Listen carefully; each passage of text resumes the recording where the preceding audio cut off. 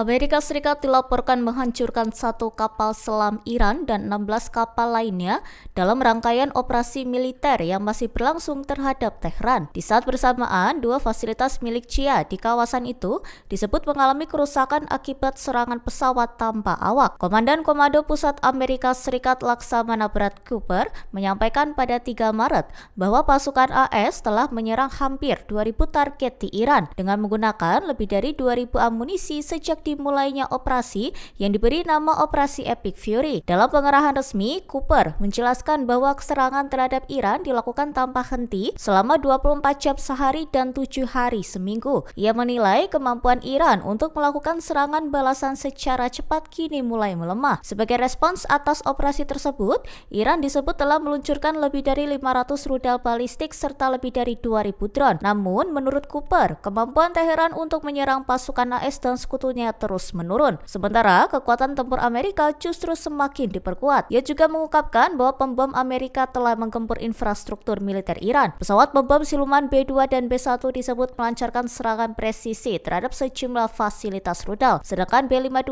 menargetkan lokasi rudal balistik serta pusat komando dan kendali. Pemerintah Qatar mengumumkan telah membongkar 2 sel mata-mata yang diduga memiliki keterkaitan dengan Korps Pengawal Revolusi Iran. Dalam operasi tersebut, aparat keamanan menangkap 10 orang tersangka. Kantor berita resmi Qatar, Qatar News Agency, pada Selasa 3 Maret melaporkan bahwa pengungkapan itu merupakan hasil operasi pemantauan serta pelacakan yang dilakukan secara presisi oleh aparat keamanan. Dalam keterangannya, QNA menyebut 7 dari 10 tersangka diduga menjalankan misi spionase untuk mengumpulkan informasi mengenai infrastruktur vital dan instalasi militer negara tersebut. Sementara 3 tersangka lainnya diduga ditugaskan untuk melaksanakan kegiatan sabotase, bahkan telah mendapatkan pelatihan penggunaan drone. Aparat juga menemukan bahwa sel tersebut menyimpan data berupa lokasi serta koordinat fasilitas sensitif, termasuk instalasi strategis negara. Selain itu, sejumlah perangkat komunikasi turut diamankan sebagai barang bukti dalam penggerbekan tersebut. Berdasarkan hasil penyelidikan awal, para tersangka disebut mengakui memiliki hubungan dengan IRGC. Mereka juga mengakui telah menerima penugasan untuk menjalankan misi intelijen dan aktivitas subversif di wilayah Qatar. Otoritas Qatar menegaskan bahwa operasi ini merupakan bagian dari upaya menjaga keamanan nasional di tengah meningkatnya ketegangan kawasan. Militer Israel kembali melancarkan gelombang serangan udara ke Tehran,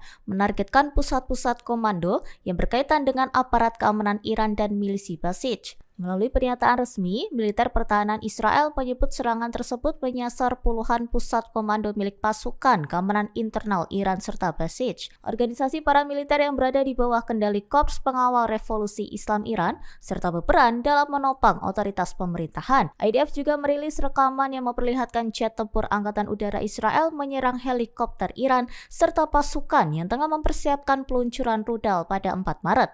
Serangan udara itu disebut dilakukan semalam berdasarkan arahan intelijen militer Israel dengan puluhan amunisi dijatuhkan ke sejumlah target.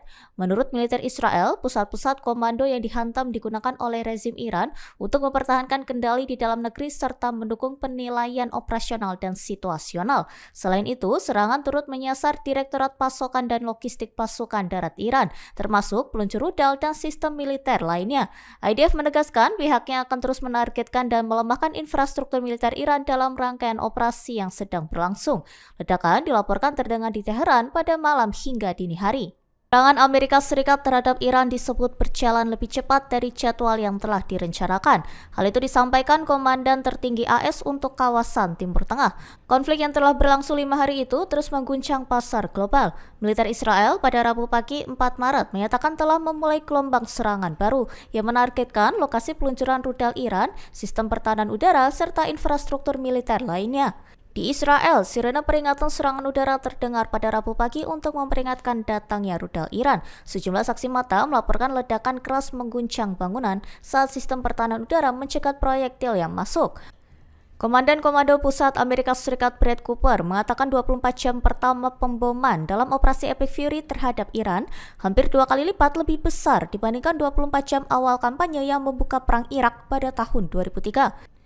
Dalam pengerahan video yang dirilis pada 4 Maret, Cooper menilai kemampuan Iran untuk menyerang pasukan AS dan sekutunya terus menurun.